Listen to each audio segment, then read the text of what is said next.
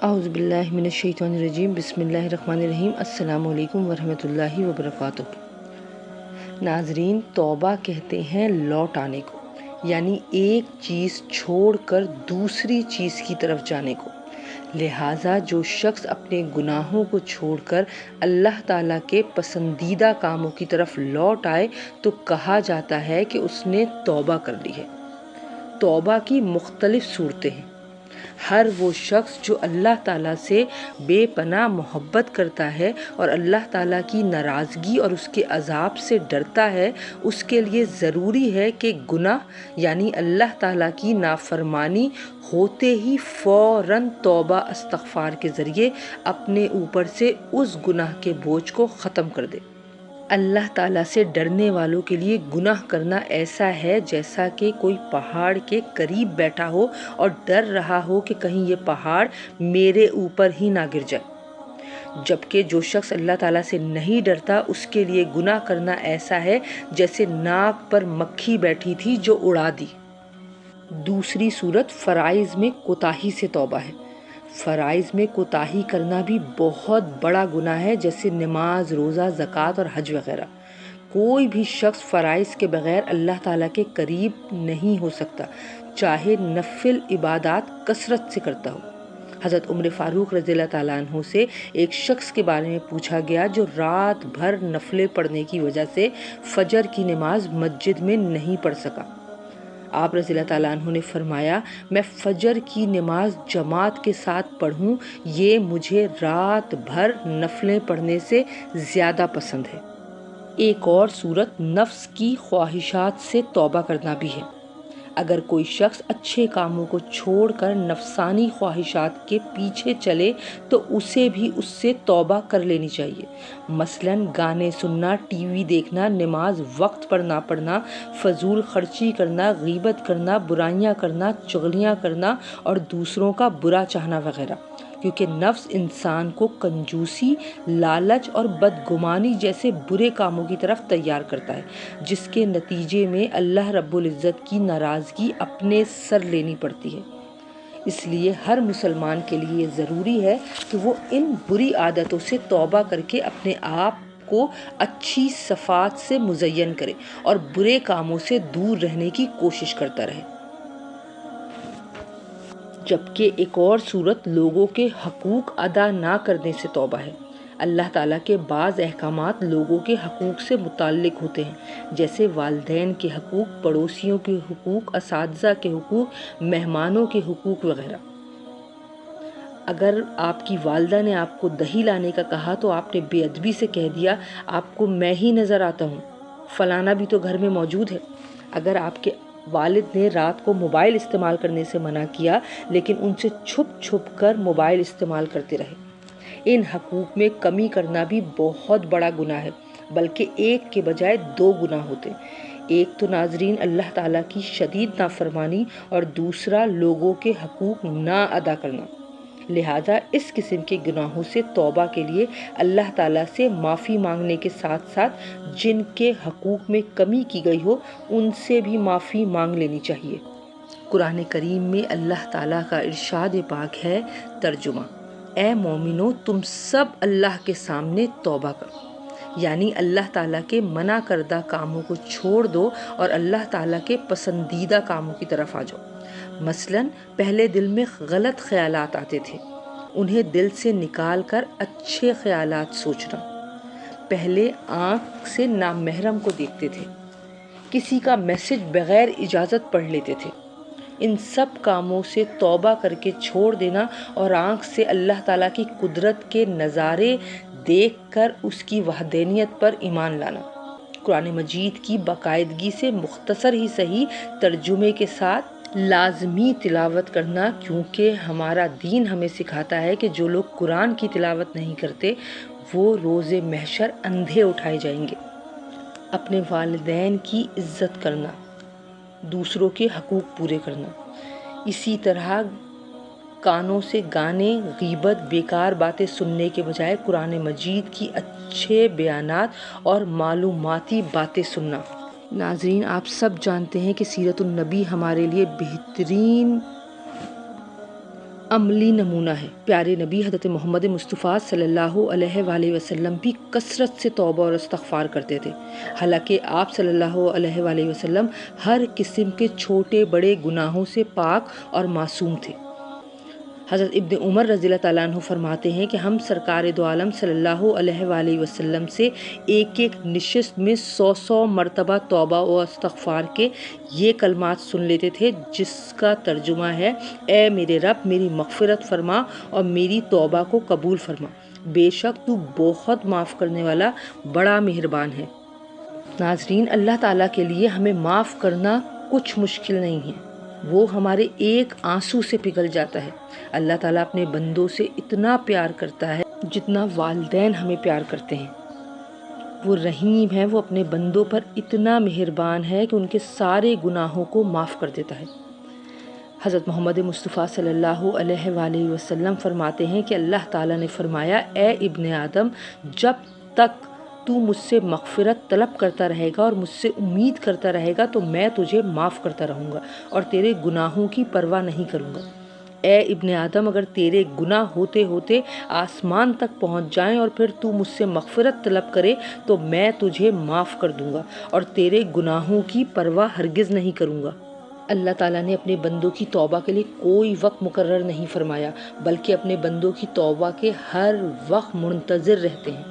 آپ صلی اللہ علیہ وآلہ وسلم کا ارشاد پاک ہے: اللہ رب العزت رات بھر مغفرت کا ہاتھ پھیلائے رکھتے ہیں تاکہ دن کا گناہگار آ کر معافی مانگ لے، اور اللہ تعالیٰ دن بھر اپنا مغفرت کا ہاتھ پھیلائے رکھتے ہیں تاکہ رات کا گناہگار آ کر اللہ سے توبہ کر لے۔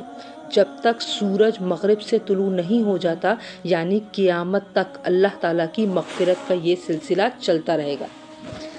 ناظرین، شیطان تو رات دن اسی محنت اور کوشش میں لگا ہوا ہے کہ کسی طرح انسان کے کوئی گناہ کرا کر اللہ رب العزت کی رحمت سے دور کر کے ہمیں دوزخ کے گڑھے میں گرا دے، لیکن قربان جائیں اس خدا کی ذات پر جو شان و شوکت اور بڑائی کے اعتبار سے اعلیٰ و ارفع ہے، ہر وقت اپنے بندے کی توبہ کے انتظار میں رہتی ہے کہ کب میرا بندہ مجھ سے توبہ کرے اور میں اپنی رحمت سے اس کو معاف کر دوں اور اپنی رحمت اور نعمت سے اپنے حکم سے بنائی ہوئی جنت اور نعمتوں میں بھیج دوں۔ اور یہ توبہ کا سلسلہ قیامت کی ایک بڑی نشانی ظاہر ہونے تک ہے، اور وہ نشانی سورج کا مغرب سے طلوع ہونا ہے۔ جب یہ نشانی ظاہر ہو جائے گی تو توبہ کے تمام دروازے بند ہو جائیں گے، پھر کسی کی توبہ قبول نہیں ہوگی۔ اس لیے ہمیں چاہیے کہ کوئی بھی نافرمانی کا کام ہو جائے تو فوراً توبہ کر لیں۔ اس بات کا خاص خیال رکھنا چاہیے کہ گناہ کے بعد توبہ میں زیادہ تاخیر نہ ہو کہ دل گناہوں کی تاریکی میں ڈوبتا ہی چلا جائے۔ اس صورت میں توبہ کرنا انسان کے لیے بے حد مشکل ہو جاتا ہے۔ پیارے نبی حضرت محمد مصطفیٰ صلی اللہ علیہ وآلہ وسلم کا ارشاد پاک ہے کہ بندے سے جب کوئی گناہ ہو جاتا ہے تو اس کے دل میں ایک سیاہ نقطہ لگ جاتا ہے، مگر جیسے ہی وہ بندہ اللہ تعالیٰ کے سامنے توبہ اور استغفار کر لیتا ہے تو اس کے دل سے وہ نقطہ دھل جاتا ہے۔ لیکن اگر بجائے توبہ اور استغفار کے وہ بندہ ایک اور گناہ کر بیٹھتا ہے تو وہ سیاہ نقطہ اس کے دل میں بڑا ہوتا چلا جاتا ہے۔ ہم دیکھتے ہیں کہ جب سفید کپڑے پر کوئی داغ دھبا لگ جائے، اگر اس کو دھویا نہ جائے تو داغ لگتے لگتے وہ کپڑا کالا پڑ جاتا ہے۔ بالکل اسی طرح گناہ سے دل پر بھی داغ آ جاتے ہیں، اگر استغفار کے ذریعے اس کو دھویا نہ جائے تو دل بھی آہستہ آہستہ سیاہ ہو جاتا ہے، اور پھر انسان کو کسی اچھے برے کی تمیز نہیں رہتی۔ اسی لیے ہمیں چاہیے کہ ہم ہر وقت چلتے پھرتے، اٹھتے بیٹھتے، سوتے جاگتے زبان سے اور دل سے توبہ استغفار کرتے رہیں۔ اللہ کے اذکار میں اپنی زبان اور اپنے دل کو مشغول رکھیں تاکہ انسان کا دل ہر وقت چمکتا رہے، اور جن کا دل چمکتا ہے ان کے چہرے پر نور بھی چمکتا ہے، اور اللہ تعالیٰ کی رحمت اس پر نازل ہوتی رہتی ہے۔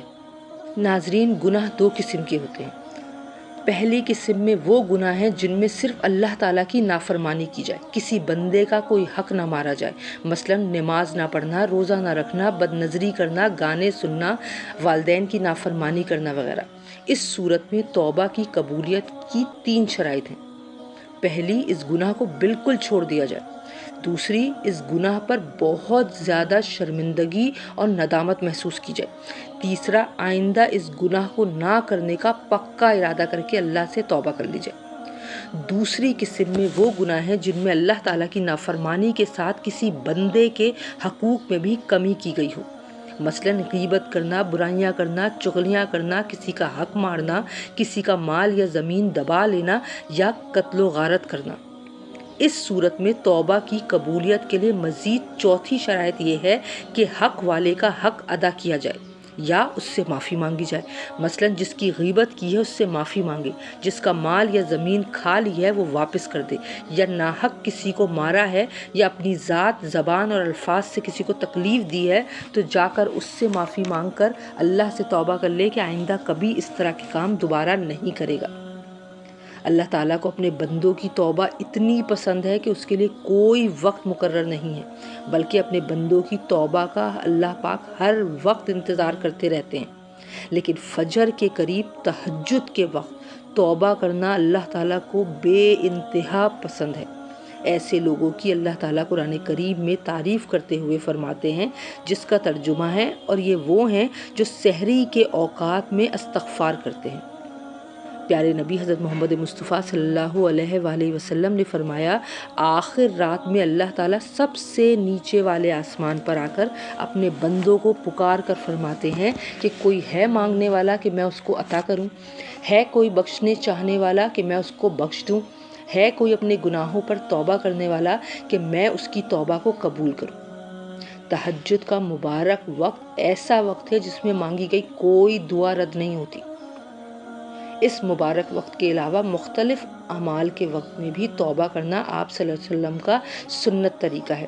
جیسے وضو کے درمیان، وضو کرنے کے بعد مانگی گئی دعا، فرض نماز کے بعد مانگی گئی دعا، اللہ کے ذکر کی مجلس ختم ہو جانے کے بعد مانگی گئی دعا. ناظرین، یقین کیجئے کہ توبہ کرنے کے فضائل بھی بے انتہا بے شمار ہیں، جو وقت کی کمی ہونے کی وجہ سے میں آپ سے ڈسکس نہیں کر پا رہی، لیکن جو ضروری باتیں ہیں وہ کوشش کروں گی تاکہ میری بات آپ تک پہنچ جائے. توبہ کرنے سے ہمارے سارے گناہ معاف ہو جاتے ہیں. قرآن پاک میں اللہ تعالیٰ فرماتے ہیں، جس کا ترجمہ یہ ہے کہ میں بخشش طلب کرتا ہوں اس اللہ سے جس کی ذات بہت بلند و بالا ہے، اس کے سوا کوئی معبود نہیں، جو سدا زندہ ہے، پوری کائنات سنبھالے ہوئے ہے، اور اسی کی طرف ہم سب رجوع کرتے ہیں. اللہ تعالیٰ فرماتے ہیں، جو شخص ان الفاظ کے ساتھ صبح یا شام 3 مرتبہ مجھ سے توبہ کرتا ہے، اس کے سارے گناہ معاف ہو جاتے ہیں، چاہے اس کے گناہ سمندر کے جھاگ کے برابر ہوں، درخت کے پتوں کے برابر ہوں، یا پھر ریت کے ذرات کے برابر ہوں. اللہ تعالیٰ کی محبت کا اندازہ لگانا ناممکن ہے. توبہ کا سب سے بڑا فائدہ یہ ہے کہ گنہگار سے گنہگار بندہ بھی جب اللہ تعالیٰ کا محبوب بن جاتا ہے اور ندامت محسوس کرتا ہے اپنے گناہوں پر، تو اس کا ایک آنسو ہمارے لیے بخشش بن جاتی ہے. قرآن کریم میں اللہ تعالیٰ فرماتے ہیں، جس کا ترجمہ ہے کہ بے شک ان لوگوں سے اللہ بہت محبت کرتا ہے جو اس کی طرف کثرت سے رجوع کرتے ہیں. ناظرین، اس آیت میں اللہ رب العزت صاف صاف فرما رہے ہیں کہ جو لوگ اللہ تعالیٰ کے سامنے سچے دل سے توبہ کر لیں، اللہ تعالیٰ ان کو پسند فرماتے ہیں. لہٰذا اگر ہم بھی اللہ تعالیٰ کے پسندیدہ بننا چاہتے ہیں تو ہمیں بھی وقتاً فوقتاً اپنے چھوٹے بڑے گناہوں کی اللہ سے معافی مانگنی چاہیے. ناظرین، ہمارے پیارے نبی حضرت محمد مصطفیٰ صلی اللہ علیہ وآلہ وسلم تمام مومن مسلمان جن و انس کے لیے اللہ تعالیٰ سے مغفرت مانگا کرتے تھے. قربان جاؤں اس نبی پر جس کی ہم امت ہیں. ایک کامن سی دعا ہے جو وہ مانگتے تھے، وہ سب سنت سے ثابت ہے. وہ دعا کیا ہے وہ میں آپ کے سامنے پڑھ کے بتا دیتی ہوں. وہ دعا ہے ناظرین، اللہم اغفر لی ولوالدی وللمؤمنین والمؤمنات والمسلمین والمسلمات. اے اللہ، تمام مومن مرد اور تمام مومن عورتیں، تمام مسلمان مرد اور تمام مسلمان عورتیں جو زندہ ہیں یا وفات پا گئے ہیں، ان سب کی مغفرت فرما. کہتے ہیں کہ جو شخص تمام مومنین و مومنات کے لیے ہر روز 27 مرتبہ اس دعا کو پڑھ کے اللہ سے معافی اور اس کی مغفرت کی دعا کرے گا، اللہ تعالیٰ کے ان مقبول بندوں میں سے ہو جائے گا جن کی دعائیں لازمی قبول ہوتی ہیں اور جن کی برکات سے دنیا والوں کو رزق دیا جاتا ہے۔ ناظرین، توبہ یا استغفار کرنے کے فائدے بھی بے انتہا اور بے شمار بیان کیے گئے ہیں۔ جو شخص اللہ تعالیٰ سے بار بار اپنے گناہوں کی معافی مانگتا رہتا ہے، اللہ تعالیٰ کا وعدہ ہے کہ وہ اس کو ہر تنگی اور پریشانی سے نکال کر اطمینان عطا فرمائیں گے اور ایسی ایسی جگہ سے رزق عطا فرمائیں گے جہاں سے انسان کا گمان بھی نہیں ہوتا۔ حضرت محمد مصطفیٰ صلی اللہ علیہ وآلہ وسلم نے فرمایا، جس کا ترجمہ ہے کہ جو شخص استغفار کرنے کا اہتمام کرتا ہے، اللہ تعالیٰ اس کے لیے ہر تنگی سے نکلنے کا راستہ نکال دیتے ہیں۔ ناظرین، اگر ہمارے ساتھ کوئی حادثہ پیش آ جائے، قرض کا بوجھ ہو جائے، استاد ناراض ہو جائیں، والدین ناراض ہو جائیں، یا ہم نے غلطی سے یا جان بوجھ کر کسی کی دل آزاری کر دی ہو، تو ہمارا فرض ہے کہ ہم کثرت سے استغفار شروع کریں۔ انشاءاللہ تعالیٰ استغفار کی برکت سے اللہ تعالیٰ ہماری تمام مشکلات کا حل فرمائیں گے اور ہمیں معاف بھی فرمائیں گے۔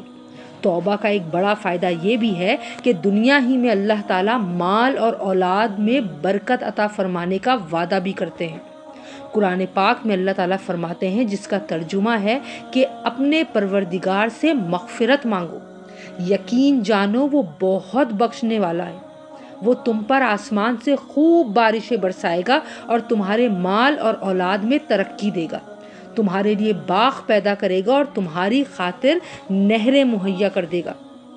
عام طور پر انسان مال اور اولاد کے لیے ہی اپنی زندگی کا قیمتی وقت لگا دیتا ہے اور اللہ تعالیٰ کی نافرمانی میں بھی مبتلا ہو جاتا ہے، جبکہ اللہ تعالیٰ نے مال اور اولاد کے تمام مسائل کا حل اپنی فرما برداری کے ساتھ ساتھ توبہ اور استغفار میں رکھ دیا ہے۔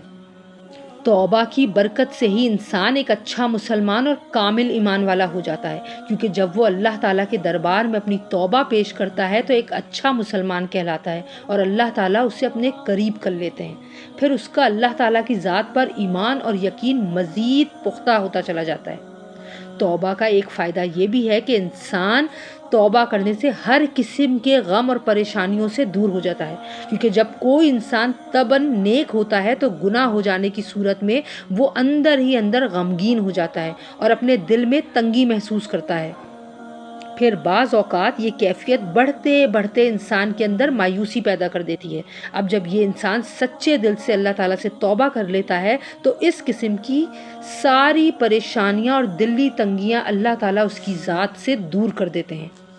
توبہ کرنے کے بے انتہا بے حساب خیر اور برکات ہیں جو وقت کی کمی ہونے کی وجہ سے میں آج آپ سے نہیں ڈسکس کر سکتی، لیکن یقین مانیے کہ جو لوگ معافی نہیں مانگتے بڑا نقصان اٹھاتے ہیں، کیونکہ اپنی غلطی مان لینا ہی ایک اچھی عادت ہے۔